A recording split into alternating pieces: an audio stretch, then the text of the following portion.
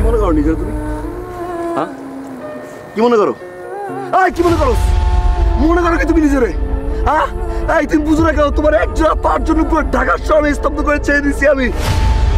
4 কোটি মানুষের ভিতরে আমি এক জোড়া পা বের করে দিছি আমি এই ফারহান। এতটা ভালো আমি তোমার বাসছি যে পুরো ছায়ার মতো তোমার পাশে থাকছি, কারণ তোমায় দেখলাম এই জোড়া ঠান্ডা হয়ে যায়। আমি বুঝতে পারি না কতটা ভালো আমি তোমার বাসছি। তোমার চোখের দিকে যে তাকাইছে তার চোখ আমি উঠাই ফেলছি।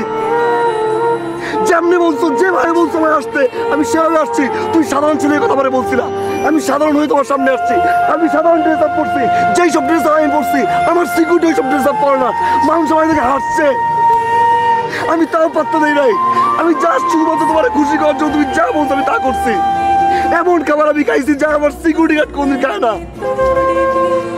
আমি ফারহান, যার প্রতিটা মুহূর্তে মুহূর্তে ব্র্যান্ড চেঞ্জ হয়, সেই ফারহান পুরো লাইফ স্টাইল চেঞ্জ করে দিতে শুধু তোমার জন্য। আর কত আর বুঝে বুঝে কতটা ভালো ভিতরে বাসছি। একটাবার তুই আমার কইছিলি যে তোর চোখের সামনে না আসতে, আমি খোদার কসম তোর সামনে আমি আসি নাই। তুই যা কইছস আমি অন্য চলছি, তারপর তুই বিয়ে করবি না। এই তুই কি মনে করছিস? তুই কি মনে করছিস তুই বিয়ে করবি আর তোর জামাই তুই দেখাবি না? এই ফারহান তোর পিছিয়ে পিছিয়ে ঘুরছে। এই ফারহান তুই পাঁচতে যাস নাই? আমি দেবদাস হয়ে থাকবো? আমি তোর বাসার সামনে মদের বোতল নিয়ে আমি সারা জীবন কান্নাকাটি করবো বাড়িতে বাড়িতে বলে?